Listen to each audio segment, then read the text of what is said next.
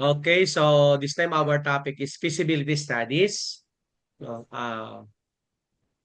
feasibility studies are critical foundation of advanced public planning and implementation, particularly in the context of government programs, policies, and development projects. In public administration, feasibility studies go beyond determining whether a project can be done. They assess whether a proposed intervention should be done, given limited public resources, competing priorities in long-term governance implication. For doctor in public administration students, no, feasibility analysis is a strategic decision-making tool that support evidence-based planning, responsible stewardship of public funds, and sustainable public value creation. In the Philippine setting, feasibility studies are especially important due to budget constraint, procurement regulations, political transitions, and diverse stakeholder interests. National government agencies, local government units, and state universities and colleges are expected to justify projects through technical, financial, legal, organizational, and social feasibility analysis before implementation. Course like DPA 406 equip doctoral students with analytical rigor needed to design projects that align with the Philippine Development Plan, agency mandates, and community needs, ensuring that planning decisions are defensible, transparent, and development-oriented. At this point, we now give the floor to the presenter to discuss the core components, frameworks, and methodologies of feasibility studies in advanced public planning and implementation. Go ahead po, ma'am. Good afternoon to our Professor Marmela Obante, and good afternoon as well to my fellow doctoral classmate today. My topic is feasibility studies under advanced public planning and implementation. For the introduction. Sir, next slide po. Feasibility studies are an essential component of public planning used to determine whether a proposed government facility, program, or project should proceed to implementation. In public administration, feasibility studies safeguard public resources and ensure that government intervention are aligned with policy priorities, institutional capacity, and societal needs. Sa gobyerno, hindi sapat na maganda ang plano. Kailangan munang masigurado ito ay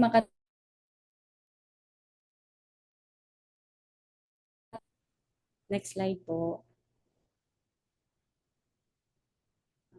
Pa-play na lang po, Doc. Thank you.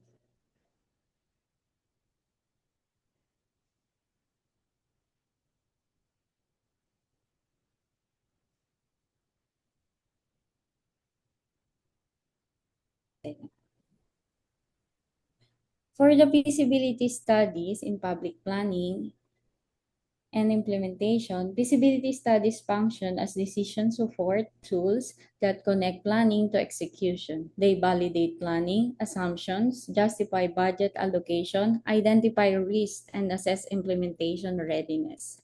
Ang feasibility study ang nagsisilbing tulay mula sa plano papunta sa aktual na implementasyon. Next slide po. On a doctorate level perspective, at the doctoral level, feasibility studies are treated as a strategic governance instrument, not merely administrative requirements.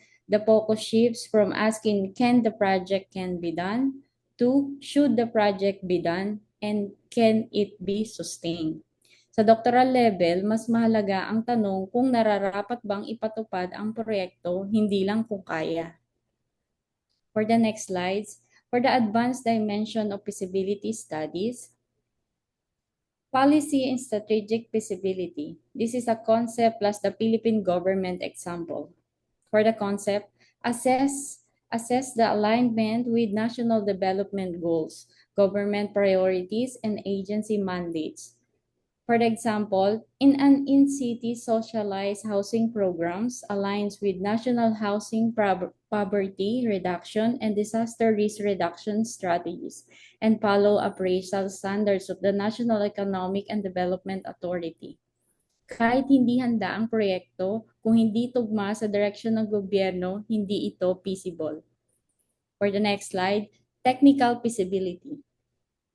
evaluates availability of human resources, infrastructure, systems, and organizational capacity, including scalability.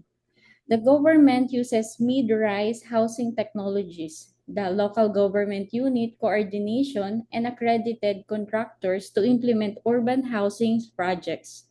Hindi lang kagamitan ang tinitignan dito, kundi ang kakayahan ng institusyon na patakbuhin ang proyekto. For the economic and financial feasibility, it focuses on cost effectiveness, fiscal sustainability, and social return on investment, not profit.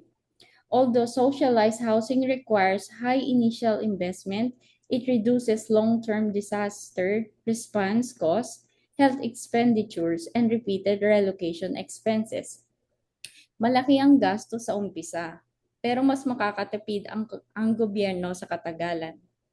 For the social feasibility studies, it examines public acceptance, equity, inclusiveness, and stakeholder participation.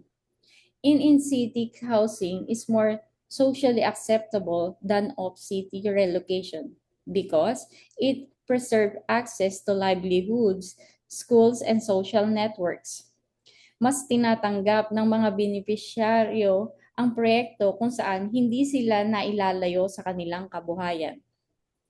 For the next slide, for the legal and institutional feasibility, it ensures compliance with law, clear authority, and effective governance structure. Housing projects require clear role delineation between national agency, local government units, and housing authorities, with transparent beneficiary selection mechanism. Maraming proyekto ang bumabagsak dahil walang malinaw at legal na institusyon na batayan. For the next slide, the environmental and ethical feasibility. It assesses sustainability, environmental impact, ethical use of public funds, and intergenerational equity.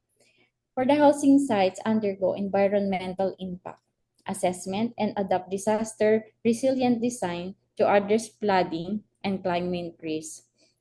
Hindi lang sa kasalukuyang benepisyo ang mahalaga, kundi pati epekto sa susunod na henerasyon. For the next slide, risk and implementation feasibility. It identifies political, administrative, and financial risks and assesses mitigation capacity. Example, risks such as land acquisitions, delays, and political interference are managed through phased implementation, transparency, and interagency monitoring. Ang feasibility study ay hindi lang pag-alis ng risk, kundi paghahanda sa tamang pamamahala nito.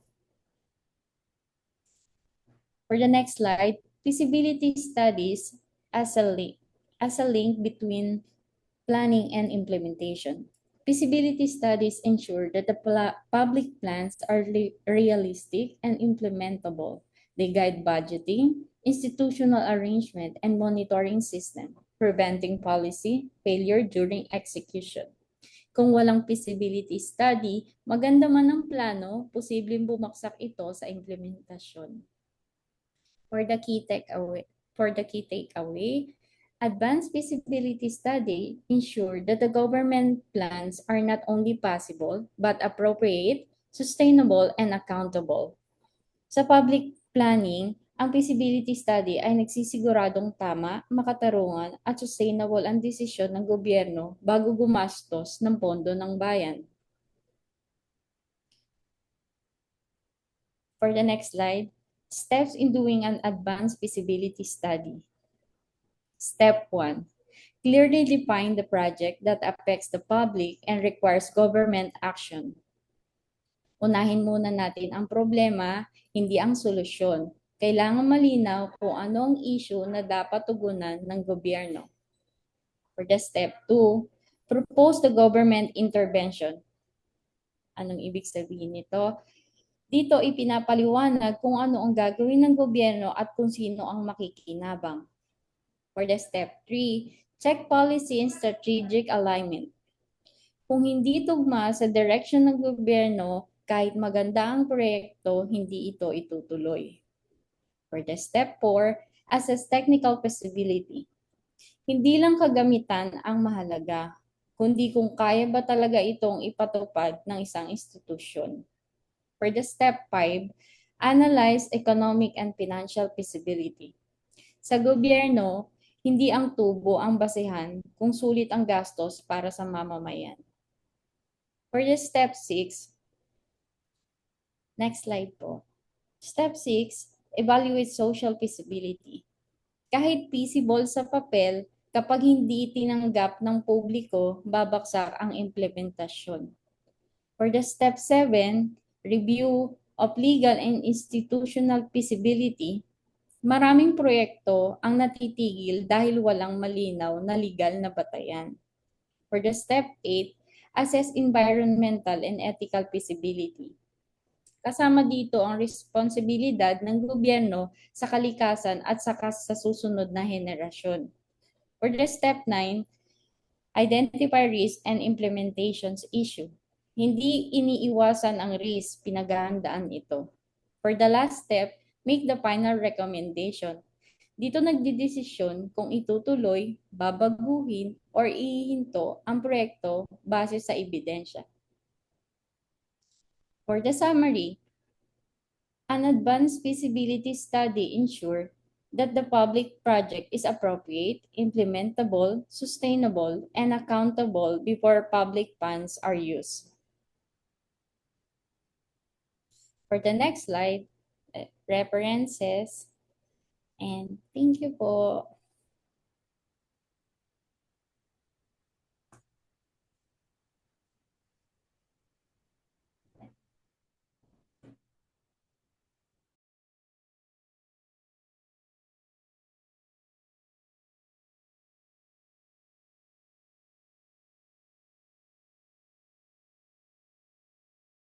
Thank you. Bye-bye. Okay, good afternoon.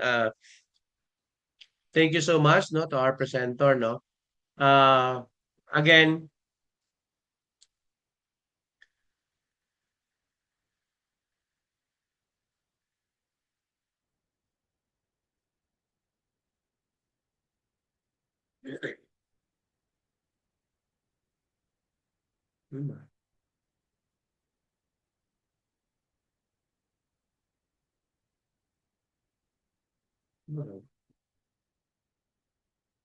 so feasibility studies no begin with technical feasibility, which examine whether the proposed project can be realistically implemented using available technology. So infrastructure and expertise, no. In the Philippines, no, this is evident in projects such as the digitalization of LGU record systems, where internet connectivity, staff ICT skills, and system interoperability must be carefully assessed. No? A technically sound project avoids implementation delays and service disruption that often plague poorly planned public initiative. Financial feasibility is another crucial dimension, as public projects rely on taxpayer money and approved government projects. Philippine government projects must comply with budget ceiling, no, funding cycles, and auditing rules set by the oversight institution.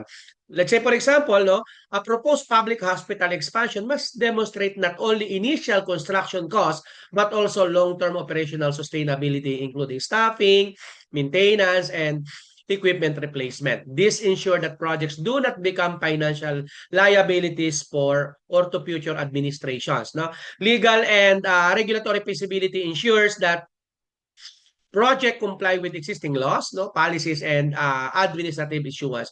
In the Philippine context, feasibility studies must consider procurement laws, civil service rules, environmental regulations, and local ordinances. A public infrastructure project, for instance, must pass environmental compliance requirements and land use regulations before implementing. So this, before implementation, and this dimension protects agencies from legal disputes and project stoppage. No? Organizational and managerial feasibility focuses on whether that Implementing agency has the institutional capacity to carry out the project. Many Philippine public sector projects fail not because of lack of funding, but due to weak coordination, unclear rules, or limited human resource capacity. A feasibility study for a citywide health program, for example, must assess whether the LGU has trained personnel, clear command structures, and monitoring systems to manage implementation effectively. So, social and political feasibility examine public acceptance, stakeholder support, and alignment with community needs. So in a decentralized governance system like the Philippines, projects succeed when communities, civil society groups, and local leaders are engaged early. A feasibility study for a housing or livelihood project must consider beneficiary perspectives, cultural context, and political realities. No? For Doctor in Public Administration students, this reinforces the idea that feasibility studies are not merely technical documents, but a strategic governance instrument that bridge planning, implementation, and public accountability. Okay, so I think that's it for this topic. Thank you so much, Present.